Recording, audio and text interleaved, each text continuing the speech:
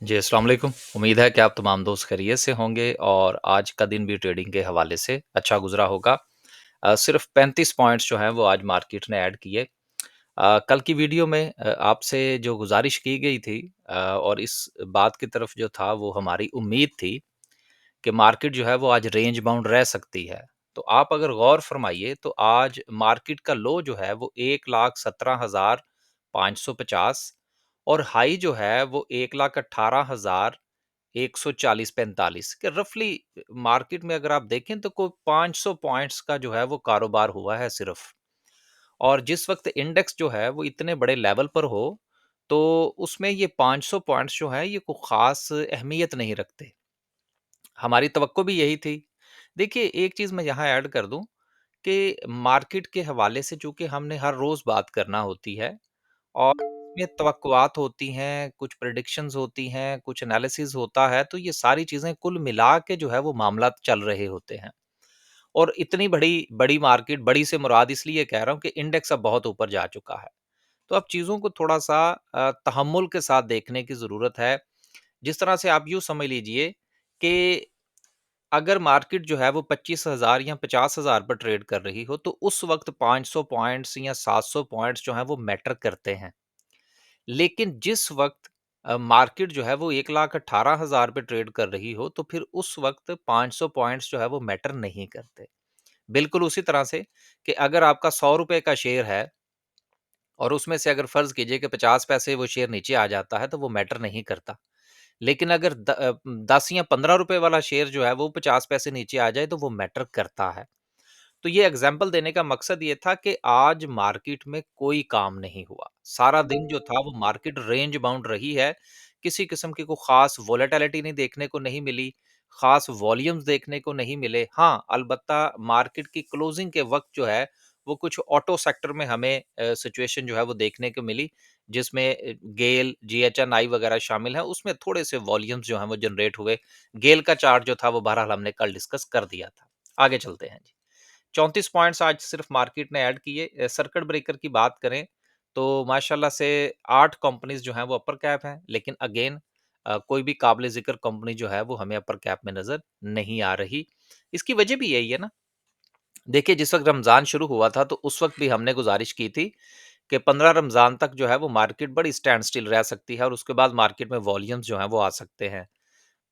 देखा हमने, उसके बाद मार्केट में थोड़ी-सी रैली बनी, तो थोड़े से जो है वो पॉइंट्स ऐड हुए, फिर आईएमएफ की न्यूज़ आ गई, कल वो भी मार्केट में थोड़ा-सा सिचुएशन जो थी वो बेहतर थी। कल परसों 2 दिन जो है वो इस चक्कर में गुज़र गए।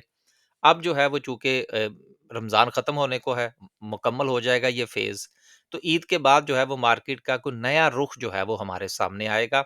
वो लेवल्स क्या हो सकते हैं वो इंशाल्लाह आगे कैंडलस्टिक को डिस्कस करेंगे। इसके साथ टीआरजी के हवाले से आज बहुत ज़्यादा मैसेजेस थे। उनको भी उसको भी इंशाल्लाह शामिल करने की कोशिश करेंगे। ओवरऑल मार्केट की बात करें तो आज अगेन कमर्शियल बैंक्स में यूबीएल जो है वो हमें लीड करता हुआ नज़र आया, हमारे पास भी है, हमने भी इसमें ट्रेड किया।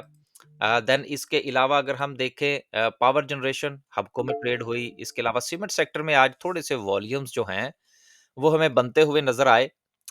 मैपल लीफ ने थोड़ा-सा अच्छा ट्रेड करवाया, डीजी खान में थोड़े से वॉल्यूम जनरेट हुए। लेकिन चूँकि मार्केट रेंज बाउंड थी ना, तो उसमें क्या होता रहा है कि पहले एक सेक्टर में वॉल्यूम लगा, फिर वहाँ से वॉल्यूम दूसरे सेक्टर में चला गया, वहाँ से वॉल्यूम तीसरे सेक्टर में चला गया, कंपनी स्विच होती रहीं। हम भी सारा दिन इसी तरह से ही काम करते रहे हैं कि हमने एमएलसीएफ में ट्रेड किया, डीजी खान में ट्रेड किया, हमने जो है वो यूबीएल में ट्रेड किया। इस तरह से सिचुएशन जो है वो हम तो उसके साथ-साथ चलते रहे। लेकिन आपसे गुज़ारिश की गई थी कि आप छुट्टी कर लें क्योंकि हमारी तो मजबूरी है ना, हम तो ग्रुप चला रहे हैं।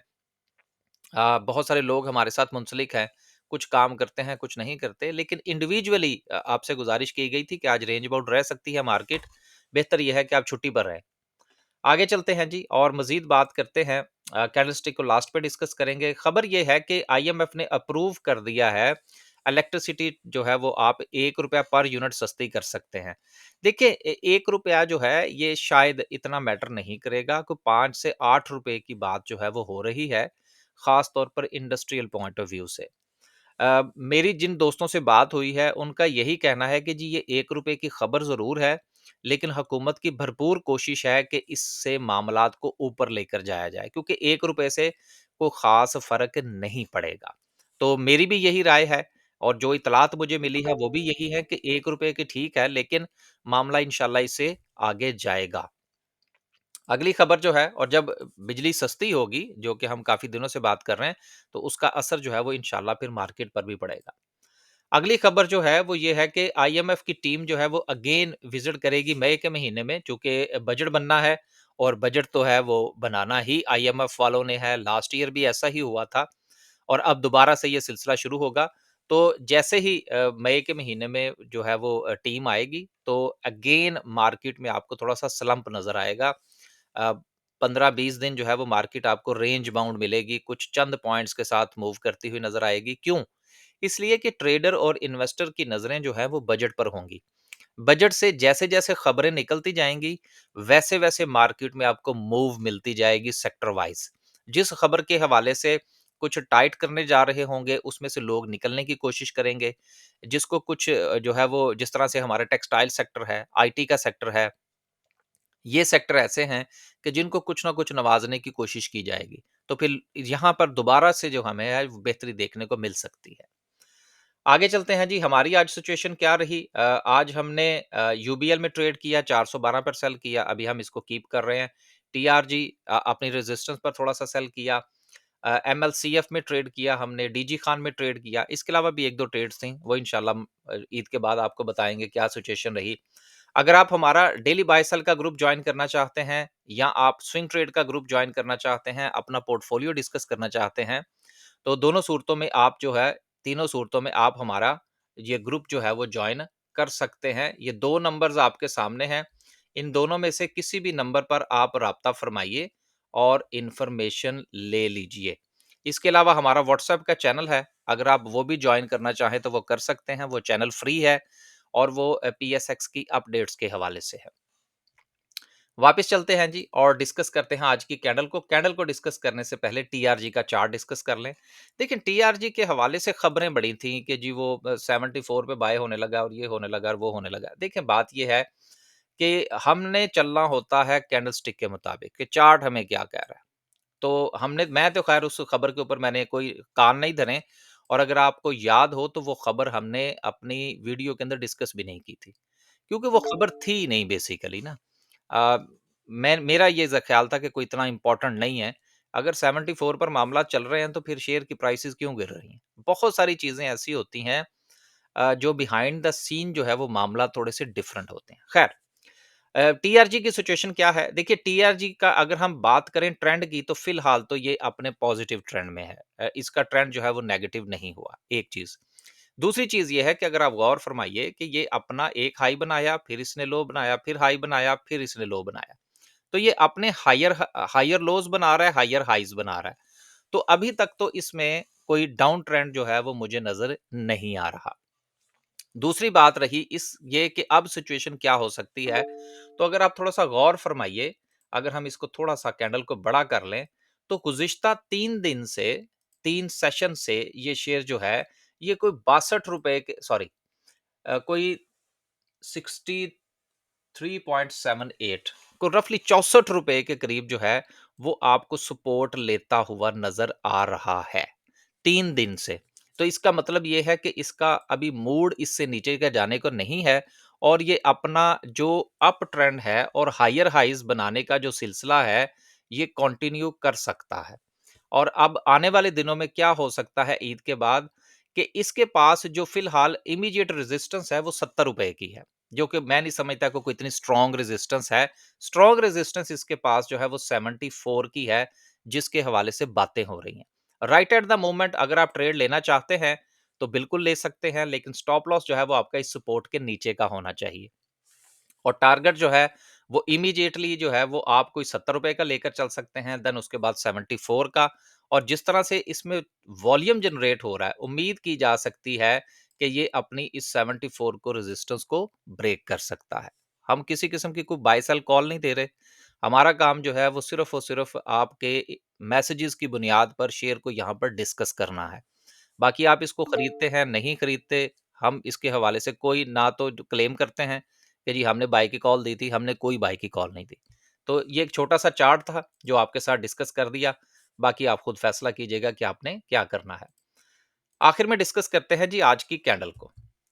कैंडल में कल जो था वो आपके साथ क्या डिस्कस किया गया था अगर आपको याद हो तो मैंने आपसे ये गुजारिश की थी कि मार्केट जो है वो इस वक्त 2 लेवल्स के दरमियान में है और ये इसी तरह से ही घूम सकती है। तो आज सारा दिन आप देख लें कि मार्केट में किसी किस्म का कोई ट्रेंड नहीं बना और मार्केट जो है वो अपने एक 500 पॉइंट के ज़ोन के अंदर ही ऊपर-नीचे होती रही है। अब मार्केट जो है चूँकि नियर द क्लोजिंग थोड़ी-सी हमें वोलेटिलिटी नज़र आई जिसमें वॉल्यूम्स जनरेट हुए ऑटोमोबाइल्स के अंदर और इसके साथ-साथ ऑयल एंड गैस के अंदर। ऑटोमोबाइल्स तो ख़ैर इतना मैटर नहीं करता इंडेक्स पॉइंट ऑफ व्यू से, हाँ, अलबत्ता ऑयल एंड गैस ज़रूर मैटर करता है। तो चांसेस हैं कि ईद के बाद थोड़े से वॉल्यूम्स जनरेट होंगे और मार्केट जो है ये अपनी जो रेंज बाउंड सिचुएशन है जो कि 1,18,000 की है, इसको ब्रेक कर सकती है। अब आपसे यही गुज़ारिश है, जिस तरह से कल कहा गया था कि आप छुट्टी कर लें, ईद के बाद अगर मार्केट 1,18,000 को ब्रेक करती है, देन आप इसमें ट्रेड बना सकते हैं। या फिर मार्केट जो है वो अपनी 1,17,000 की जो सपोर्ट है उसकी तरफ वापस आए, जो कि फिलहाल शायद मार्केट जो है वो वापस ना आए और यहाँ से आपको छोटा-सा जो स्पाइक है वो देखने को मिल सकता है। आखिर में गुज़ारिश ये है कि आप जिस वक़्त कोई ट्रेड बनाते हैं या आप स्टॉक मार्केट में आते हैं, क्योंकि हमें रोज़ाना की बुनियाद पर मैसेजेस मिल रहे होते हैं। अगेन कल भी मैंने वीडियो में बताया था कि मोर देन 70% जो दोस्त हैं, उनको स्विंग ट्रेड के हवाले से इल्म नहीं है, उनको डे ट्रेड के हवाले से इल्म नहीं है। उनको जो है वो स्कैल्पिंग के हवाले से कोई नहीं पता कि ये क्या चीज़ें होती हैं। उनको शेयर्स की जो बेसिक चीज़ें हैं, उनके हवाले से इल्म नहीं है। तो गुज़ारिश ये है कि बजाए इसके कि आप अपना पैसा गँवा कर फिर आप इन चीज़ों को सीखें, थोड़ी-सी ट्रेनिंग लेके फिर आप स्टॉक मार्केट में आइए और अपने पैसे को बचाइए। बाकी अगर आप बेहतर समझते हैं, अगर आप बगैर सीखे स्टॉक मार्केट में आना चाहते हैं तो। बस जी, आज के लिए सिर्फ़ इतना ही। रमज़ान की जो है वो इख्तिताम होने जा रहा है, कल जुमातुल विदा है, मार्केट बंद होगी, फिर इंशाल्लाह आपसे मुलाकात जो है वो ईद के बाद होगी। ईद की छुट्टियों में अगर कोई वक़्त मिला, तो इंशाल्लाह आपसे जो है वो कोई एक आध वीडियो बना देंगे। दुआ में याद रखिएगा। अल्लाह हाफ़िज़।